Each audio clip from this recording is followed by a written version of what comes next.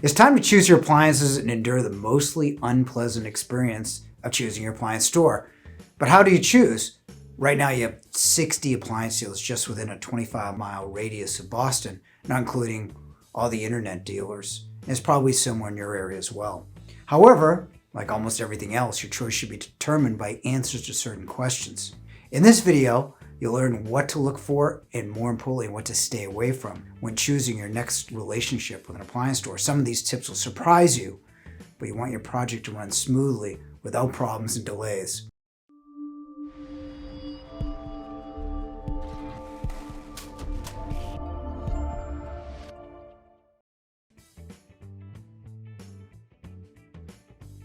You may think this is obvious, but it's not for the reasons you think. You want your salesperson to ask the right questions so you buy the right appliances for how you cook and live. Yes, you want them to know what they're talking about as well. A few actually do, however, most probably won't. What's more important is the communication before, during, and after the sale. The beginning will probably be good because they are trying to close the sale. In the middle and after the sale is more critical because your designer and contractor will need specs, answer some questions, as well as delivery information. So how they follow up is more important than what they actually know.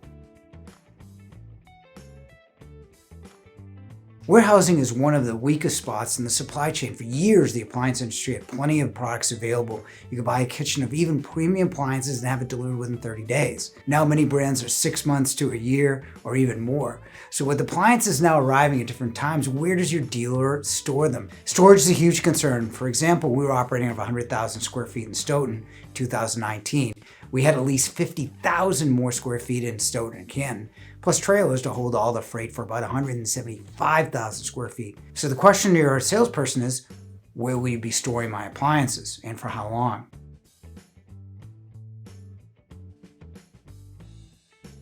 We wrote an article several weeks ago about delivery nightmares. You can download our delivery checklist to compare all the stores, but you should think of deliveries another way. What is your time worth? Let's say you're paid $50 an hour. Many appliance deliveries have 4-hour lead times. Your appliance will be traveling a greater distance with more variables from a more remote internet dealer. So at 4 hours, the real cost is $200. Many dealers, including many of my competitors, now allow you to track your delivery through their website to only 30 minutes. The real cost for your delivery is $25. Equal competence between every delivery person is assumed here, and that's a pretty big assumption, so you want to check reviews. And you'll learn a bit more about how to track competency later in the video. Lack of skilled labor is another issue. You see hiring signs everywhere in construction in Boston's at an all-time high. Finding good people in our industry is tough because, as an industry, people are typically paid less, with some exceptions. So what is your dealer's policy on installation? Do they have people on staff, arrange it with a third party, or is it on you to arrange?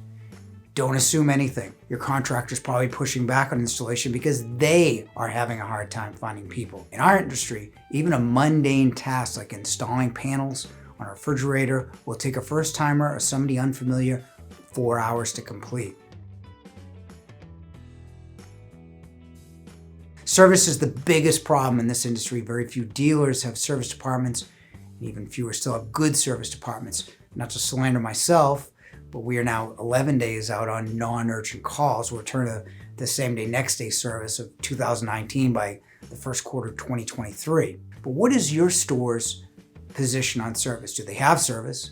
If they do not, then find out who they recommend and have a conversation about their service lead times before you buy. Reviews are the single best tool at comparing stores. What former clients say about a store is way more important than any advertising, blogs, influencers, or even industry people like me. Be careful. Many of the review sites are third-party platforms for the seller. You should only trust 2 sites, Google and Yelp.